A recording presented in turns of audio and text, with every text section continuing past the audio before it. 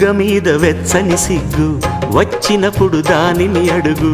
ఎర్రదనం అంటే చెబుతుంది పెదవి కొమ్మ పూసిన పువ్వు అందమైన నీ చిరునవ్వు తెల్ల రంగు అట్టా ఉంటుంది నీలో నిలువున పులకలు రేగిన వేళ నువ్వే పచ్చని పైరువు అవుతావమ్మా